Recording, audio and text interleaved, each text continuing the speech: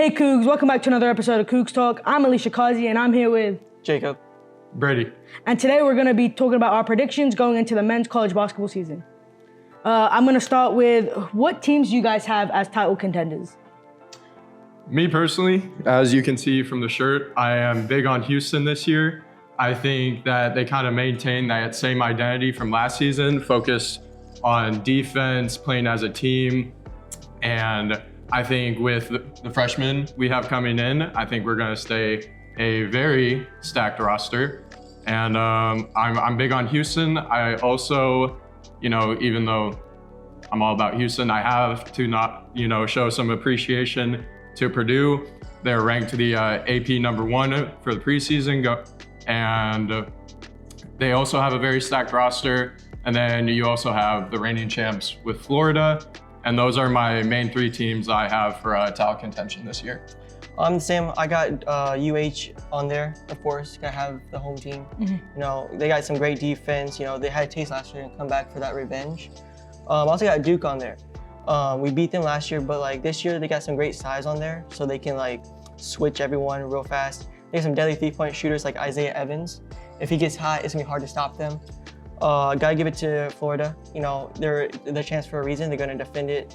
And then, like you said, Purdue, they ranked 1 for a reason. You gotta always put some respect on them. Absolutely. I have a kind of follow-up to that. Is there a team that you think are gonna be worse or not perform to the level that people are projecting them to perform at? Is there a team that you guys think maybe aren't as good as the people think they are? Yeah, honestly, kind of jumping ahead here, I do see Duke winning the ACC. I think they're going to be the 1 seed there, but I think that Duke is going to kind of fall short. They lost 3 key rotational players to the NBA draft this previous year. And even though they have the Boozer twins, they have Cameron Boozer, who I think is going to be an elite freshman this year. I think that Duke is going to perform worse than a lot of people think. I said I put some respect on Purdue. I'm gonna have them fall short. It's because, recent March Madness times, they've fallen short. 1 seed, I think they lost the 16 seed 1 year, and then last year they also fell short. They kind of don't perform in March Madness for whatever reason. Maybe this year will be different, I don't know, but I have them falling short. All right, and we're gonna move on to our next topic. Who are you guys predicting to win the conference championships for the Power 4 conferences? We can start with the Big 12 because, we are Houston. Yeah, I mean, Big 12, easily Houston. Kind of gave my reasoning when we were talking about who we think is going to win the Natty. I think Houston, especially coming off that devastating loss in the national championship this previous season, I think they have all the reason to go out there and win it, and they're definitely on a revenge tour this season.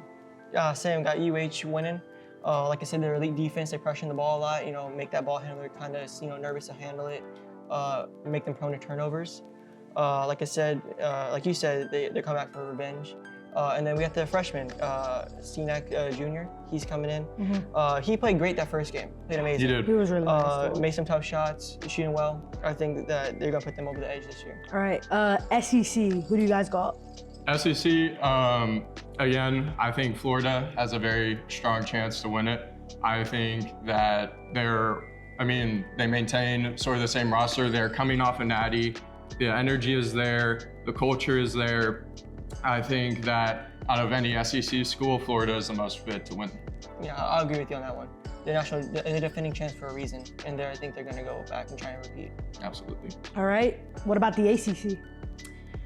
Like I said earlier, I see Duke winning it again. You have Cameron Boozer. That's obviously a big upside. But I also think that despite them winning the ACC, I don't see them doing much come March Madness. You lose Colin Knueppel, you lose Cooper Flagg. They lost their big man. I think even though they have a lot of good additions this year in terms of freshmen, I think they're going to eventually fall short in the tournament. But for the ACC, I still have Duke. Yeah, same. Gotta have Duke. They've been tearing the ACC for as long as I can remember, at least. With Coach K. Like I said, they can switch everything essentially. Mm-hmm. Everyone's kind of around the same height. They can stay hot. They play some great defense in certain moments against Texas. I think if they can make that consistent, they'll be very dangerous. Absolutely. All right, and last but not least, Big Ten. Who you guys got? I hate to follow the media hype train, but it's hard to deny Purdue. They have a lot of veteran guards and just overall veteran players coming back to the roster, and I think that they're going to carry being ranked as number one. They're going to kind of solidify that as their identity as an elite basketball team. And I think they're going to easily win the Big Ten. I got Michigan. It's a big surprise, you know. Usually you would think you go Purdue, like you said. But have them come in. They have some returning players that played big roles last year. With that kind of like chemistry and consistency, you don't see that a lot in college because everyone's kind of one and done or transferring. They're coming back. I think they can keep it moving, build on what they did last year.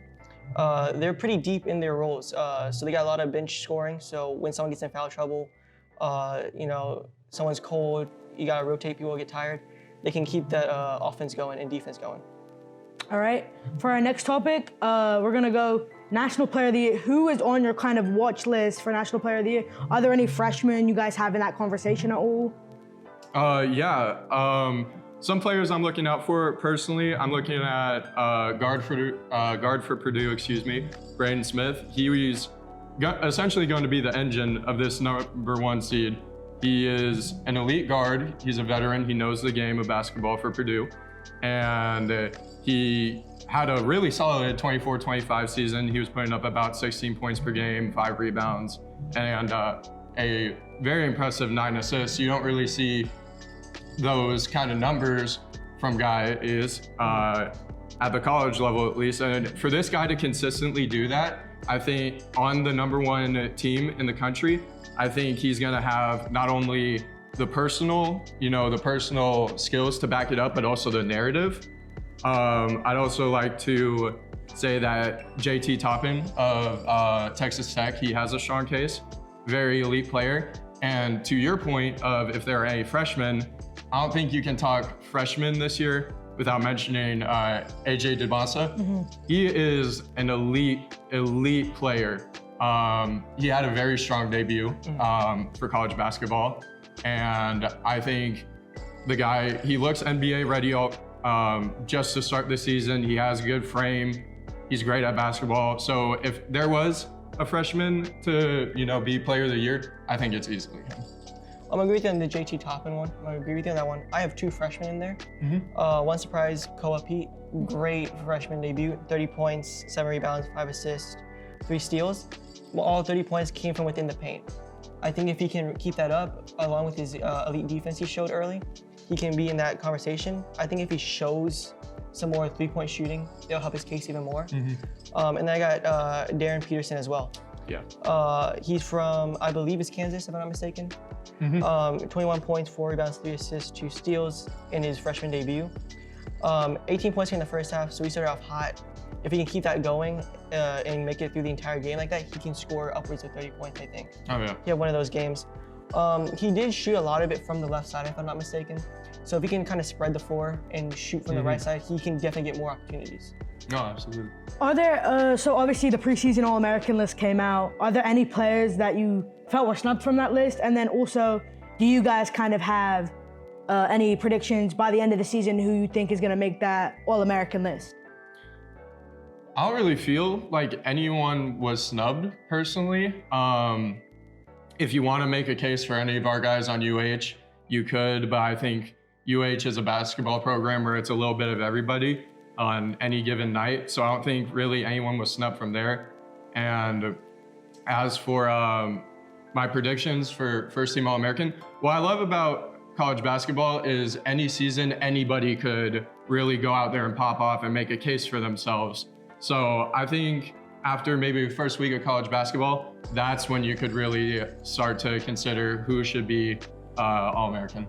I agree with you, it's way too early to make a first team All-American list. I will say that I feel like Uzon could have got in there in any team, probably third team most likely, but I feel like he could have gotten there. He played some big roles for us in the championship game and all through March Madness. I think he could have gotten there. I'll agree with that, yeah. All right, with all the craziness of the transfer portal, are there any big transfers that you guys are keeping an eye on, and who do you think is gonna make the biggest impact on the team that they transferred to? Going back to your point about Michigan, they recently acquired, I believe, pardon my pronunciation, Yaxel Lindenberg. That guy is a dog. He is very good, and that is a big pickup for Michigan. And I think, to your case about Michigan, I think he will be the reason Michigan could be so good. I have Xavier Lee. He played at Princeton. He was in national media for a little bit. I think he's gonna play a big role in Florida.